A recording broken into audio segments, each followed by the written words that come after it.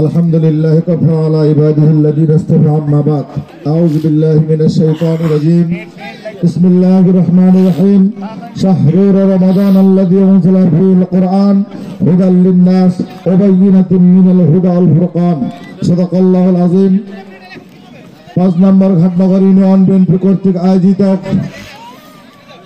দোয়া ও ইফতার মাহফিলের আজকের অনুষ্ঠানের সম্মানিত সভাপতি, আমাদের মাঝে আজকের অনুষ্ঠানের প্রধান অতিথি নওগাঁ 46-1 মনোনয়ন প্রত্যাশী প্রশাসকের নামাতপুরের মাটি ও মানুষের জনানন্দিত নেতা জনাব শাহ আহমেদ মোজাম্মেল চৌধুরী, আজ বিভিন্ন ইউনিয়নের সম্মানিত সভাপতিবৃন্দ, ঘাটনগর ইউনিয়নের বিভিন্ন ওয়ার্ড থেকে আগত নেতৃবৃন্দ, আমার সামনে উপবিষ্ট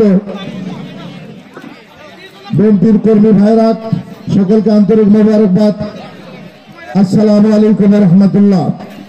ভাইরা আমার, আপনারা জানেন আজ সারা বাংলাদেশে কেন্দ্র ঘোষিত কর্মসূচি অনুযায়ী আজকে 5 নম্বর ঘাটনগর ইউনিয়ন বিএনপির কর্তৃক যে ইফতার ও দোয়া মাহফিলের আয়োজন আমরা করতে পেরেছি।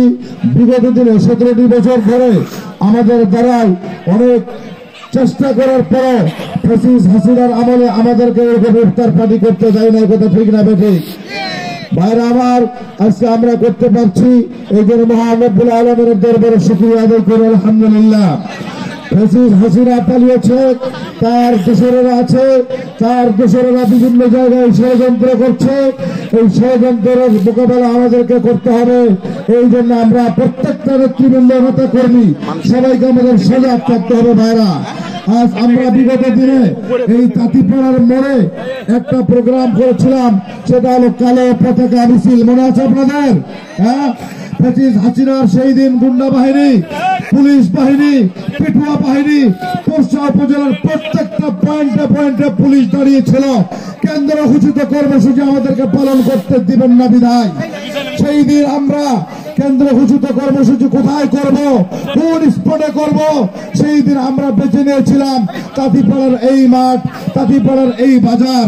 ভাইরা আমার, কেন্দ্র ঘোষিত কর্মসূচি সেই দিন 30 তারিখে আমাদের প্রধান অতিথি জনাব শাহ আহমেদ মোজাম্মেল চৌধুরী, তার নেতৃত্বে এই তাঁতিপাড়ার মোড়ে আমরা কালো পতাকা মিছিল করেছিলাম। ভাইরা আমার, কারণটি হচ্ছে সরকার গঠন করবে অবৈধ নির্বাচন দিয়ে, অবৈধ নির্বাচনের মাধ্যম দিয়ে ওনারা ক্ষমতা আসলেন।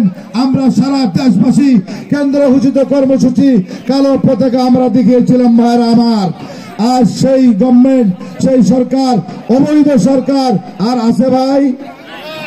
আর সামনে দিনে অবৈধ সরকার আসার সম্ভাবনা আছে।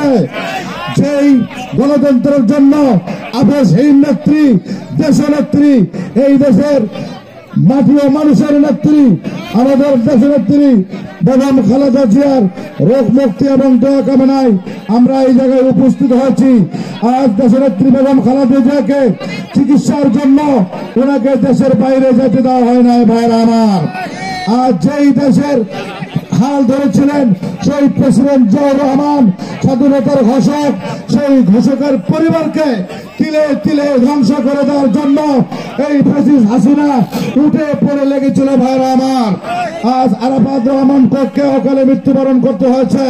তাদেরকে রিমান্ডের পর রিমান্ড, নির্যাতনের পর নির্যাতন করে আরাফাত রহমান কোককে এই দুনিয়া থেকে বিদায় করেছে। ভাইরা আমার, তার আরেকজন সুযোগ্য সন্তান তারেক রহমানকে সাথ থেকে ফেলে দেওয়া হয়েছে, তাকে অত্যাচার করা হয়েছে, মাসের পর মাস তাকে রিমান্ডে নেওয়া হয়েছে, তাকে দেশ থেকে বাধ্য করেছে। উনি আমাদের প্রবাস জীবন দীর্ঘদিন ধরে কাটাচ্ছেন। ভাইরা আমার, আমাদের দেশের আবেশহীন নেত্রীকে চিকিৎসার জন্য যাইতে দেয় নাই। আল্লাহ যদি হায়াত দেন কেউ মারতে পারবে না, আল্লাহ যদি মৃত্যু দেন কেউ বাঁচাইতে পারবে না।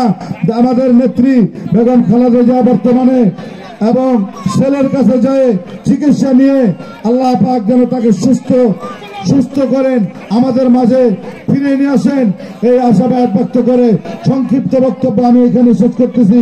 আল্লাহ হাফেজ। বাংলাদেশ জাতীয়তাবাদী দল জিন্দাবাদ। বাংলাদেশ জিয়াউর রহমান জিন্দাবাদ, তারেক রহমান জিন্দাবাদ। সবাইকে ধন্যবাদ। আসসালামু আলাইকুম ওয়া রাহমাতুল্লাহ।